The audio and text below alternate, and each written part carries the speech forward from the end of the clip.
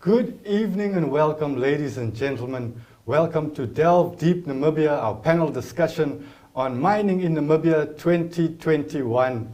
And what a wonderful time to be having a discussion on mining just a week after the Chamber of Mines held their annual conference, which was very successful. My name is Augetto Graig. I'm a senior journalist with Republican and Namibia Media Holdings.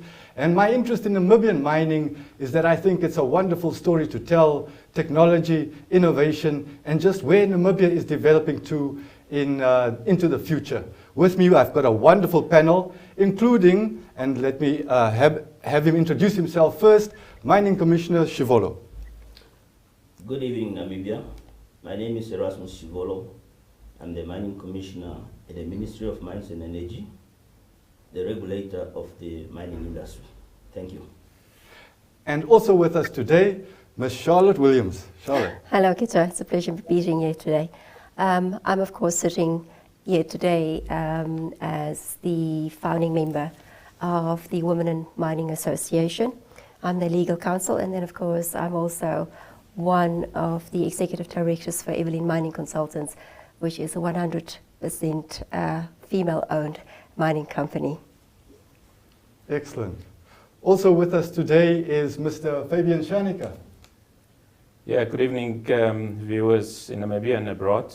My name is Fabian Shaanika, sector lead at RMB Namibia, sector lead for mining and natural resources. I think my mining interest really is something that I've spent many years in, but it's also an industry that I think that really is pivotal to Namibia, but also just generally globally, mining is going to play an important role, hence my interest. And joining us remotely in this new virtual reality that we're living in is Mr. Veston Malango of the Chamber of Mines. Veston? Good evening, viewers. My name is Veston Malango. I'm the CEO, Chamber of Mines of Namibia. The Chamber is a private sector advisory and advocacy body.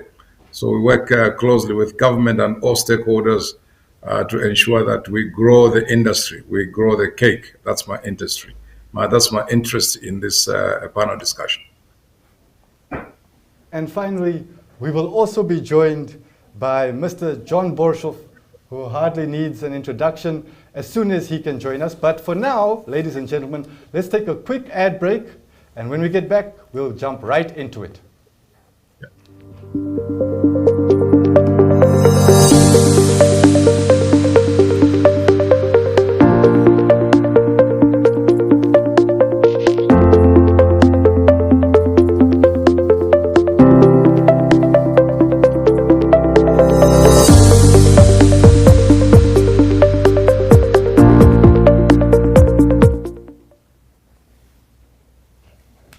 Welcome back, everybody. And let's not waste any of our precious hour. Let's start off with the first question. Happy news of refinement and expansion of the smelter capacity in Namibia came to light at last week's Chamber of Mines annual conference. What structural and practical hurdles hamper Namibia's ambitions to add more value to raw materials locally? Can I pose the question first to you, Mining Commissioner? Thank you. There are a few hurdles and challenges that, to an extent, inhibit the value addition to raw minerals. One is the not readily availability of power because you would understand that in order to add value to minerals so that they are fully beneficiated, you would require an industry plants that require a lot of power. And currently, as we all know, as we all are aware, our power requirements are not all locally met. We export a lot of power from South Africa and from other neighboring countries through agreements. The other real challenge is perhaps when your process requires a lot of water and you are in an area where water is a scarce resource and not readily available for your processing plants. To an extent, there might be a bit of human resources deficiency, but I think that is something that's easy to acquire and to adapt locally. Yes, excellent. At this juncture, let me welcome Mr. John Borshoff, who's just been able to join us, and ask him to briefly introduce himself to our audience and quickly say what his interest in mining in Namibia is. Welcome, sir. Thank you. My name's John Borshoff. I'm a geologist. I'm based in Australia. I'm managing director of Deep Yellow Limited, and a company that has been in Namibia since 2007. And currently we're running projects in 60 kilometres and 90 kilometres outside of Swakopmund. Yes, sir. And we are in developing a uranium project, or now we've got a feasibility study. Excellent, excellent. And my background, I'm a specialist. Yes. Mr. Borshoff, let me interrupt you and ask you to immediately shift your attention to our question, which was about the structural and practical hurdles hampering Namibia's ambitions to add more value to raw materials locally. Yeah, that's a question that's often raised, and there's some minerals that are available for value adding, and some of them are not. And obviously diamonds can, if you've got a whole system of artisans there that can convert the diamonds into gems. As you rightly pointed out, there's smelters and Scorpion doing the same. But it really is quite a bit of those metals that can, I think, as long as there's sufficient power, sufficient water. As Mr. Shivolo said, I think, just as I was listening, you can consider the markets. I think now, as you're getting into these value adds, you have environmental constraints. A lot of these processes are polluting, and you need hugely expensive sort of systems, and a lot of and yes, the markets are good, but value adding is more easily said than done sometimes, and it's not that the miners try and avoid that. Yeah. I mean, you get value for the product as well. Yeah. But as I say, some you can, some you can't. Some you can, some you can't. Let's bring the question back to Mr. Shaanika, and he can maybe expound a bit about how money looks at it. Yeah, I think I can probably expand on the previous two contributions. I think the input costs have been mentioned, and the reason for that is really most of the mining products get sold on sort of international markets. So if your input costs are not competitive, you run into cost challenges. And then the second point around sort of human resources, generally, I think is a guiding principle. As you start to value add, you get into sort of slightly more technical skills and requirements, and that is a hurdle. But as also pointed out earlier, it is, I think, something that one can address. Yeah. It'll take a bit of time, but Yeah. definitely something you can address. So let me put the question to Charlotte, especially because we've been talking about human resources, and from your background of women in mining, I mean, I've seen that a number of Namibian women are leading the way when it comes to value addition. What is your opinion? Well, I think there's a lot of support in the industry for up-and-coming mining companies, both from our regulator and also from the chamber as well. We've spoken about a lot of additions to the value chain when it comes to our reliance on natural resources. And I think what Mr. Shivolo has mentioned, and I agree, is that ultimately we have to look at that value chain and how both business can grow and add to that, instead of just ultimately,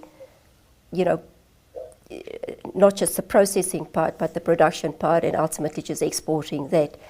And when you touched on the fact that we now have a refinery at the end of the day, I mean, that is excellent. It definitely aids to our economic growth.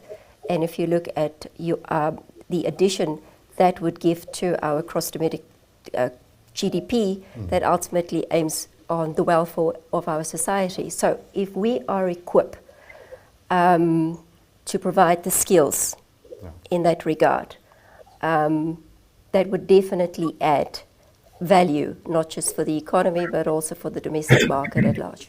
Indeed, indeed. Mr. Malango, are you there? Can you tell us how the Chamber feels about structural and practical hurdles that hamper Namibia's ambitions to add more value to raw materials locally? No, thank you very much. I think I wish to echo everything that has been said by my colleagues there. I just want to add up one more item, and that is the economies of scale. If you are asking Roshpina mine to produce a refined metal from the concentrate that they produce and export, then obviously they are going to tell you that they do not have enough quantities to justify an investment into a refinery, smelt and refiner. And they will tell you that they will need 4 such mines, 4 Roshpina mines to be able to justify the investment into a refinery. So economies of scale is very important, and we are lacking that. Then the other point is really, I think the issue of what is value addition, I think that has been debated over a couple of years and some studies done. I think we are more or less now on the same page. That as mining, we mine the ore, we add value to that up to a certain stage, and most of these minerals, they're either in concentrate, for instance, the production at Roshpina mine, and quite a number of them are actually in refined stage when you look at the copper cathode coming from Churi, or when you look at the refined special high-grade zinc coming from a zinc mine, Scorpion zinc mine. So those are already 99.999% refined metals. It's just that when they go into the next stage, which for copper cathode might be the copper fabrication into wires and to tubes, you are talking of now that refined metal becomes a raw material for that particular industry. And I think the hurdle that we are facing is that I think we need to go out and to market vigorously, to market our country, so that we've got investors that will be able to put up large manufacturing plant to be able to take up our refined metals into further value products such as copper wire and so forth. And that's what we need. And that's it's a challenge, but it can be done. And perhaps this is the right time with Namibia Investment Promotion and Development Board. So we've got lots of avenues to attract investors to come to Namibia and help us. Indeed, thank you very much. So let's quickly jump into the next question because our time is so limited, and it is that leaders in sustainable mining now incorporate and champion concern for the environment. How can mining and nature be reconciled to help alleviate climate change and make Namibia more resilient? Can I pose this question first to you, Charlotte? Well, I suppose at the end of the day, right, it has to make business sense to want to do that. I think the business sense in recognizing that climate change is real, I mean the science is real at the end of the day. And if, like Mr. Malango said, you know, with our board, the investment board, and with companies such as BlackRock that have investors that want to invest in Namibia and in developing countries, when those questions are ultimately posed by these investors to push for sustainability, companies, especially mining companies, have to look at that, right? And if they do that, they'll have to incorporate that into their business strategy at the end of the day. Is Mr. Borshoff, do you think it's true that companies have to look at the environment and incorporate it into the business strategy, even right from the beginning? Well, that's been the case in mining, I think, now for 20 years. The immense amount of environmental control on mining operations, and so I think the mining industry can be justly proud when you compare it against industries like farming, which has got just as disruptive elements to it, more invasive in terms of area-wise, whereas mining is very restricted operations in comparative terms, or urbanisation even. So the mining side is also measured now in terms of its emission controls. To get financing, you must have certain criteria built into your operation, and that sustainability. I know we'll get onto another question, but they're really tied in together with this question. That it is a regulated industry. The regulators look at it in terms of environmental control with the Mines Department that Mr. Shivolo heads. It's always, there's quite a bit of work done part and parcel with the environmental ministry and the conformance to minimising impact and keeping as best as is possible the products of your operation in a minimum disturbance thing, or repatriated to a degree. So I think the industry is there, but I think it can always improve, and it always invests a lot of money and cost into that side of the business. No, I understand and I appreciate that.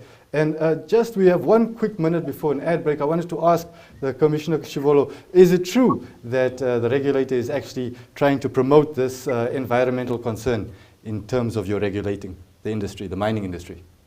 Indeed, environmental concerns are world over. In any activity you undertake, in Namibia, they are listed as listed activities where you cannot undertake any of those activities without an environmental clearance certificate.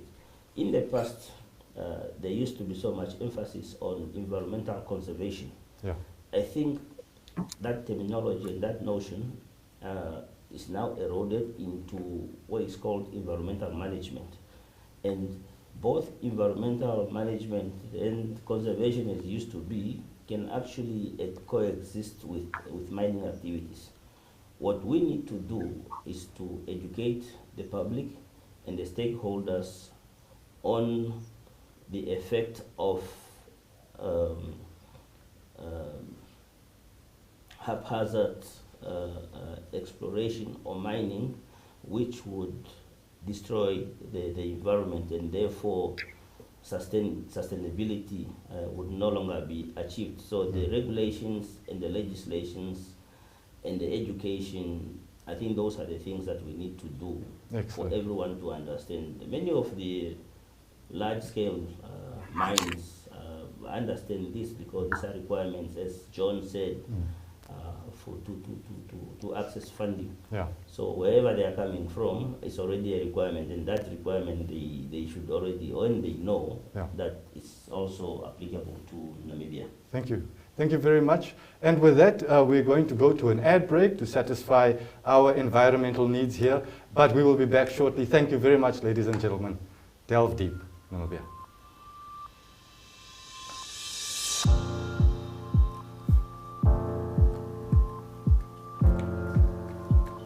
I'm sorry, sir, I can't give you a chance at that. But I'll start you for the next one. You'll be first on the next question.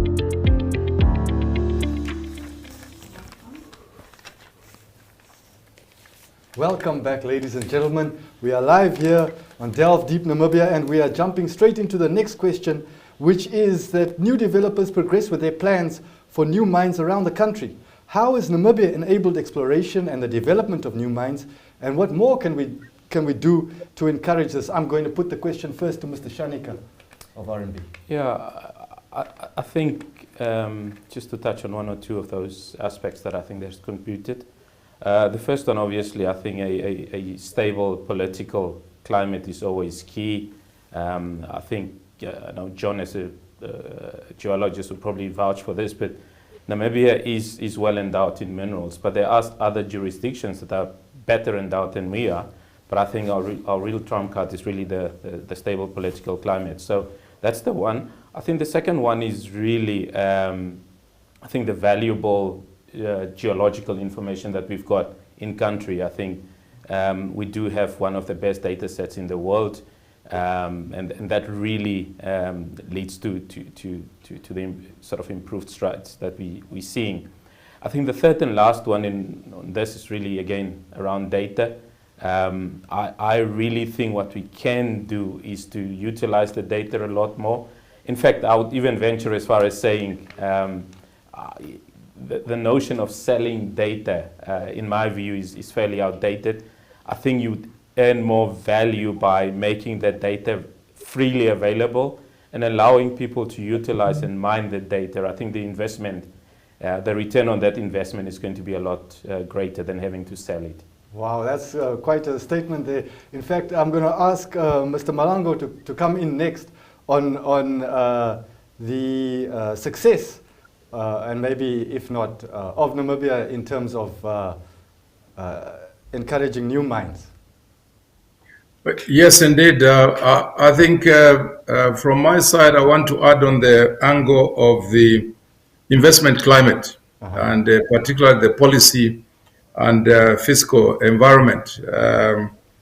We at the Chamber have been very active engaging government to ensure that the investment climate is conducive. And I must say that the recent actions of government have been really have opened the doors for investment to flow into Namibia. And I want to give a classic, one example, which is very important. When some 2 years back, 3 years back now, September 2018, government introduced the non-deductibility of royalties and export levies. I mean, that was a biggest elephant in the room that we had, and obviously we engaged government very successfully, and government has finally removed that tax proposal from the table, as we saw it in the budget statement last year in Parliament.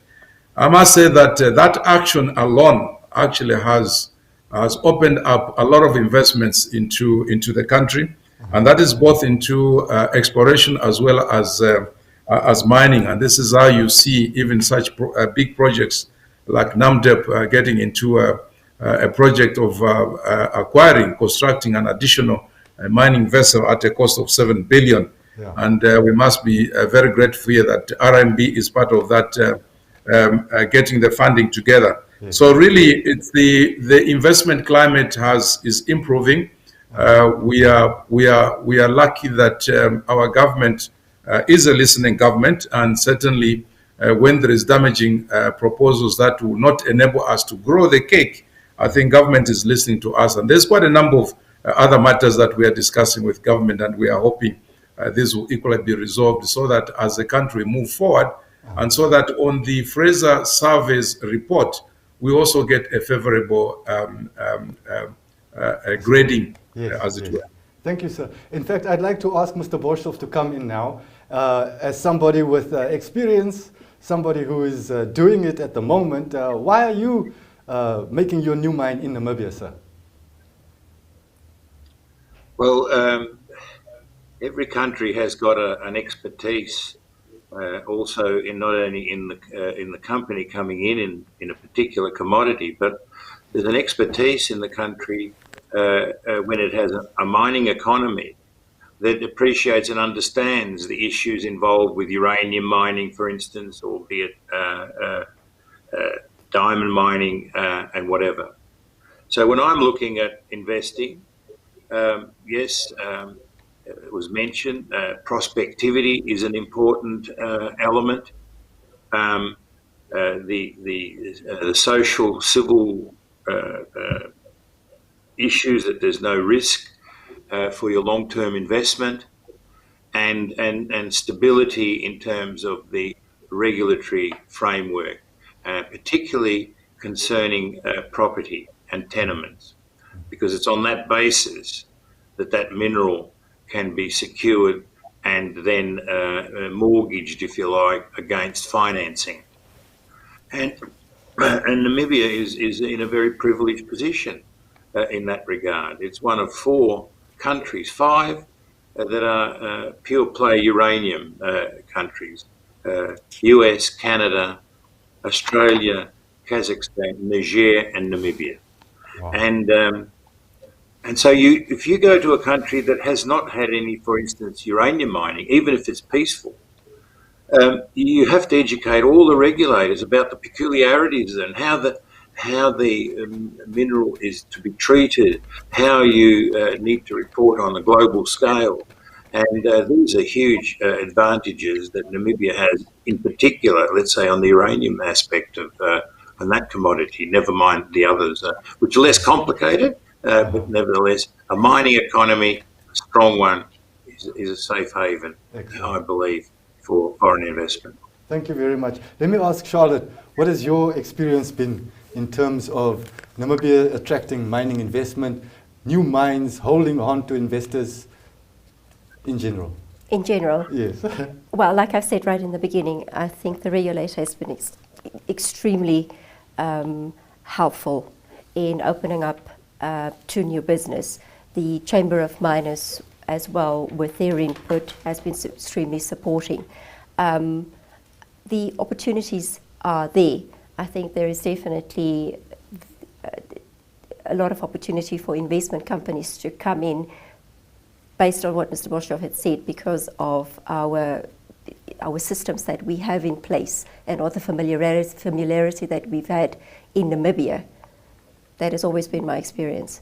Excellent. And speaking for the regulator, Mr. Shivolo, can you also weigh in on, especially maybe you can brag a little bit about what you guys have been doing right to attract investment? Yes, thank you indeed. I think Namibia should pride itself as a very politically stable country with lots of infrastructure that supports investment in the mining sector, be it the banking, be it the roads and rails, and others. I mean, I think those are key elements that would support new investments coming in. And as John said, you need the human resources. You need people who understand what mining is. Mr. Shaanika talked about data. Namibia is, I think, one of the very few countries in the world where almost the entire country is covered by geophysical surveys, and that is a very attractive instrument for exploration companies to come in, rather than starting afresh in brownfield, greenfield areas. They actually start up with some information that they just need to interpret and then find targets for exploration. So really, our activities as a regulator currently are one that we are reviewing the Minerals Act. Times have changed. That's the Minerals Act of 1992. And so many things have changed. And remember, this industry is one that evolves so much. It's up and downs, the things that change, whether it's locally or globally. And you want to be competitive, as John said, so that investors choose where there is more advantage and safety to their investment than others that you might be competing with in other aspects. Let me ask you this. I noticed over the years that Namibia has some mines that keep reinventing themselves, extending the life of mine, companies that keep reinvesting back into Namibia. What's the secret to that? How do we really foster that sustainability in our industry and in the companies involved in our industry? Mr. Shivolo. I think one is confidence in the processes. Two, the mining company has to be efficient, and they also have to really have those markets established, so that you don't mine for charity. The money you spend to mine is quite a lot. Your bill for salaries alone is very huge. So you have to have that safe markets to be able to sell your products on a long term. Thank you. Let me put that same question to you, Mr. Shaanika, about the reinvestment, the long-term commitment, the companies that have been with Namibia forever. Yeah, I think there are various components to that. I mean, one of the components, obviously, globally, you want the markets to go your way in terms of commodity prices. But I think the things that we really, as a nation or the operations in Namibia have got control over is, it's very key. In order to reinvent yourself, you need to do something different. So the mines need to remain very innovative, which I think they have been doing. But that's what sort of the operators would do. But the key component to all of this, and it's something that Mr. Malango has touched on, I think it's to continue keeping that dialogue between the various stakeholders. I mean, you can't do anything about the markets, but in terms of sort of line ministries, regulators, chamber, various mining companies, if that dialogue is always ongoing, you can unlock that innovation. Excellent. Mr. Borshoff, can I ask you, as somebody who's already built a legacy here before and is busy doing it again, what is it that allows for that kind of longevity in terms of mining operations in Namibia? So if you, and we all appreciate that a mining a deposit is a finite resource. It's got, and so being finite is a time. It has a certain time within which it can live. You can extend that life by, as Mr. Shaanika said, that to improve your processes, so you take more metal out of the the ground, and you can mine low to a low grade and low cutoffs, and you win more metal. But the other big important part is that the health of a mining operation is the amount of commitment you have ongoing to exploration, which discovers new deposits, and that's the nursery for sustainability in terms of mining and producing. So that part is incredibly important. We must accept that mines are the product of global markets, and they mothball, economies revive, restarts happen, and all of those things we talked about in previous questions mean that foreign investment is always ready to come in once there is the particular commodities reach a good price range. Yes. So I would say though the key is exploring, always exploring, and to try and you've already invested a huge amount in the operation, and so you're really a slave to that investment. And the longer you make it live, the higher it produces. But you can't do it without investing a lot of that profit that comes out into your mining operation. Yes, exactly. Into your exploration. Into exploration, yes, sir. Charlot, can I pose the question to you? Why do you think that we have these mining institutions in Namibia that are institutions, really? Some of us remember from childhood names like Rossing have always been around in Namibia. How is that possible? How that these organizations can continue to live even though the thing that gives them life, the resource, is finite? What a loaded question. Okay, so but at the end of the day, it's really what mining companies contribute to these organizations at the end of the day, because many of these organizations provide a skill set and also contribute to the community. Yes, indeed. Mr. Malango, would you close off this part of the session with your contribution, just your comments and the perspective from the chamber regarding the longevity of certain operations? Yes, key really here is exploration. Nothing else. Exploration is key, as John has stated. And I'll give you a classic example. You've alluded to roasting. Let me give you an example of Navahab. Yes. Navahab gold mine started production in 1989, just before independence. This is 32 years down the line, and the mine is full of life. Yes. It's because they have kept on reinvesting into exploration to extend the life of mine.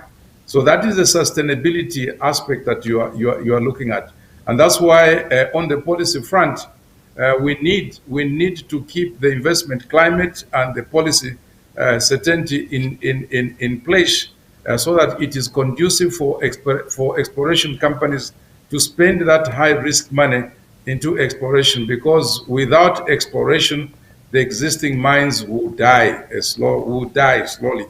And without exploration, there will be no future mines. And that's why exploration is very important as a pipeline for future mines. Excellent, excellent.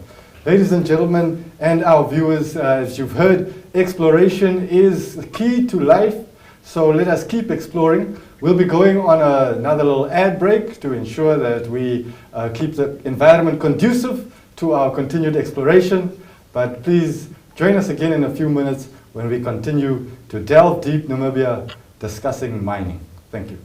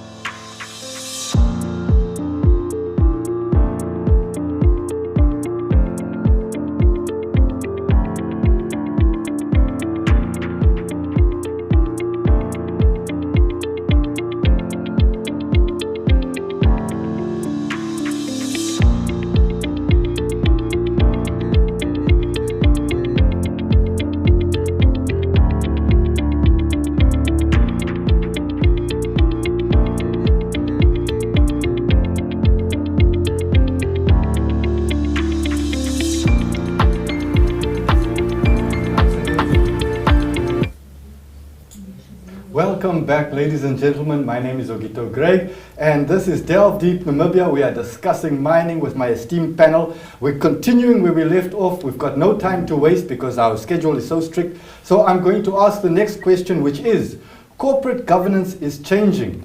Will a shift to environmental, social, and governance, ESG, as it is known, approach to mine management bring the desired results for Namibia's people and its economy? Let's start with you, Mr. Shaanika.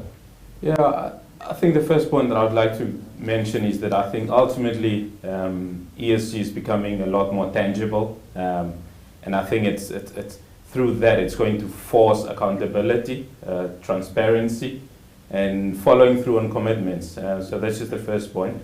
I think in my view, there's quite in that ESG part, there's quite a lot of focus on the social part, and I think largely because of the interconnected world that we live in today.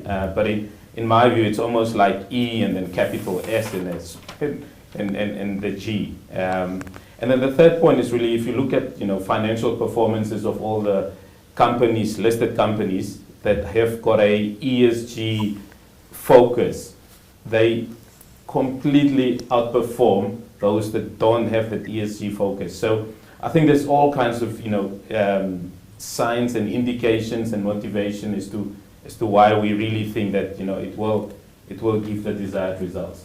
Mm-hmm. Charlotte, would you weigh in on that? Do you think that the shift to ESG will bring Namibia and its people and its economy the desired results?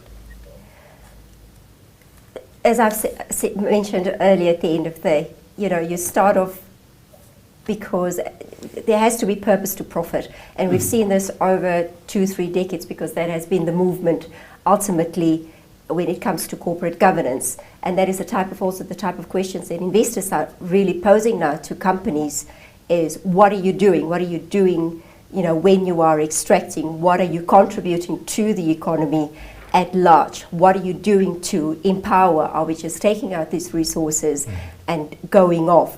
And that has been transformational in general, as we've seen. So it is all about prioritizing at the end of the day, but ultimately it will benefit the economy of Namibia. Excellent. Mr. Borshoff, do you agree that this shift in approach to governance, prioritizing environment, social and governance, is going to bear fruits? Certainly, I think there is a dramatic change happening over the world. That's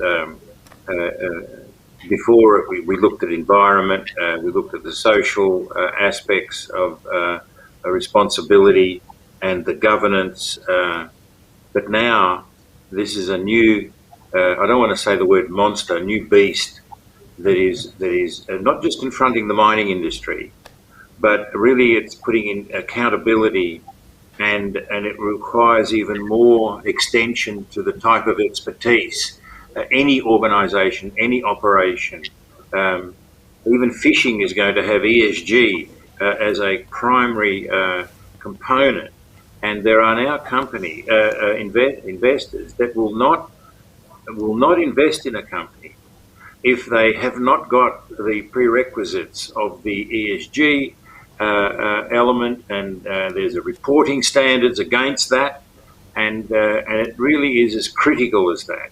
So I believe, yes, it makes the process of any business more complicated, more exciting, and I think there will be a lot of groups will fall by the wayside because of coming up into these really new emerging practices. I don't think that's yet fully instituted into any system, be it Australia or anywhere. And but we're aspiring to a new glorious platform, and let's hope we can achieve it. But it'll be better for the country, for the people, and for the businesses.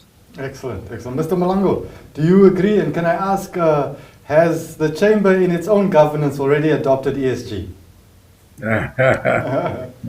Being a small organization, we are looking at our members because that's where the biggest impact comes in. So really, Look, the major impact here, the major focus, actually, you see that is what you give back to society.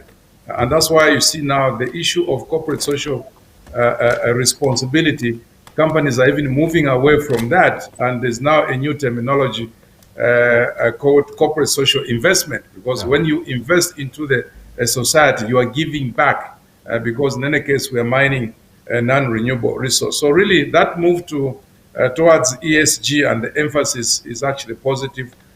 It's good for the industry. And in any case, most of our members are actually listed on stock exchanges. So you find it's a move just like climate change issues. It's inevitable. Excellent. Thank you very much. Lastly, can I ask Commissioner Shivolo, what is your impression of the shift to ESG? Well, I think the days of reckless mining and risking human beings and environment are over. Way, way over. That time has passed. What we need to do in considering the ESGs is to really balance both of them. We have to balance all of them in order to satisfy all the stakeholders and all the parties. Yes, there might be some parties that would not be fully satisfied. There might be some parties that would think that when they undertake full corporate investment, as Malango has said, it erodes their profit. But I think when you do a business model, by these new developments, you already incorporated all these elements, and you should see whether you make a decision at your bankable definitive feasibility study whether you are able to comply with all the requirements of environment, and social and governance for any particular country. Excellent, excellent. Commissioner, can I start with you when I present my last question for tonight? Partnerships, they are the future as collaboration becomes the new normal. But can mining anchor a holistic and circular Namibian economy? And how would this be achieved, sir? What do you think, Mining Commissioner?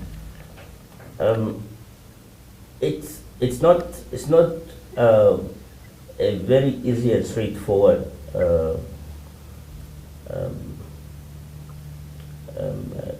undertaking, but I know it can be done.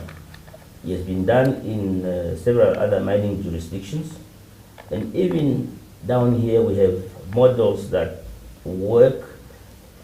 They contribute to human development.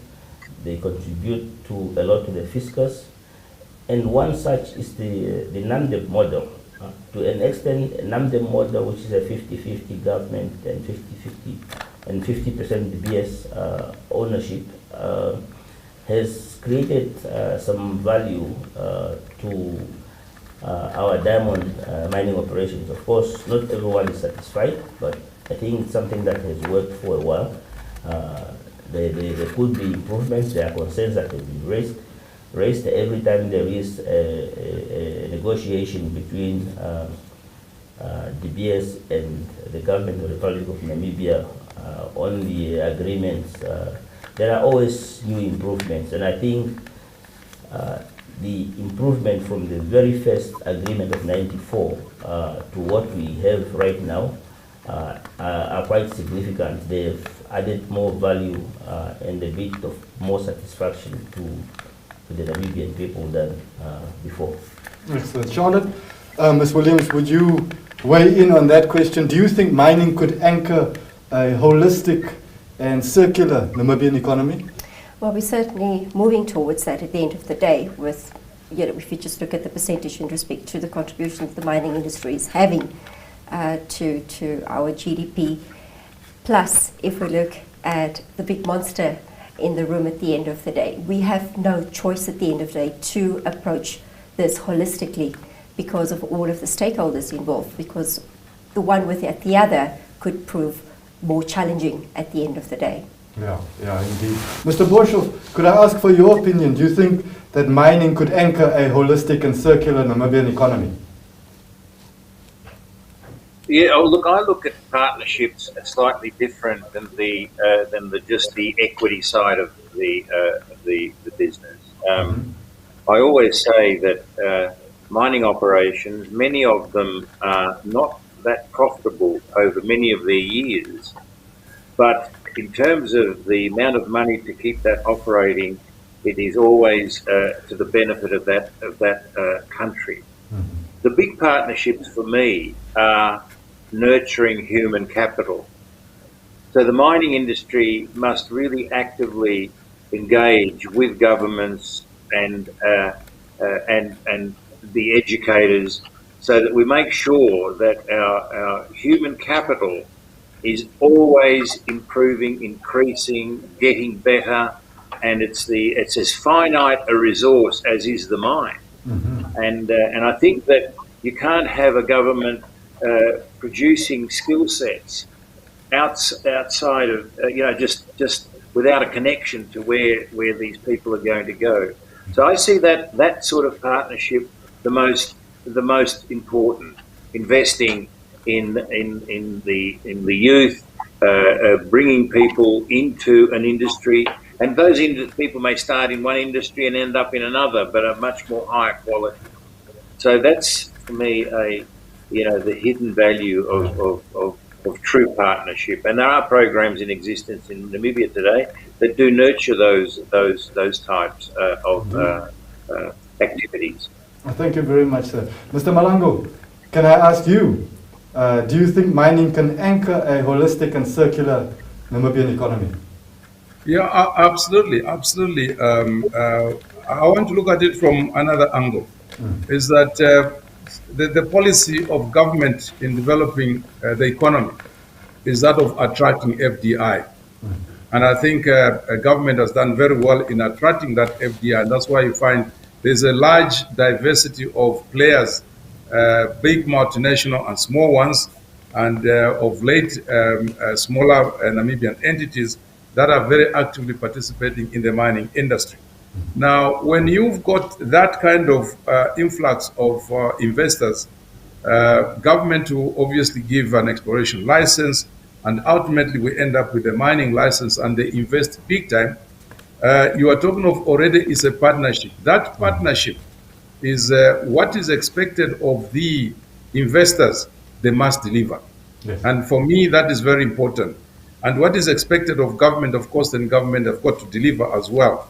But in that relationship where now the chamber even comes into being, is that we need to have that trust relationship between government and ourselves. Because in that arrangement, if that trust is broken, you find, and the suspicion on either side, then you find that we are not growing the industry, we are not growing the sector, and as a result, the whole economy actually suffers. And that's why that partnership is actually very, very, very important. We nurture that partnership, and we nurture that trust relationship, and that way we grow the economy. I think that's the way I see it. Thank you very much. And I'd like to pose that same question to Mr. Fabian Shaanika, not least because he represents our sponsors, RMB Namibia. Thank you.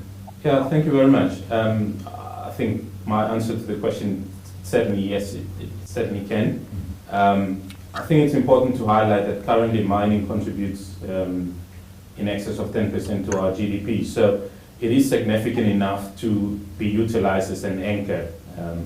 How would one sort of practically do that? I think there are various ways to do that. One of it is obviously you want to sort of expand the value chain, the mining value chain as such.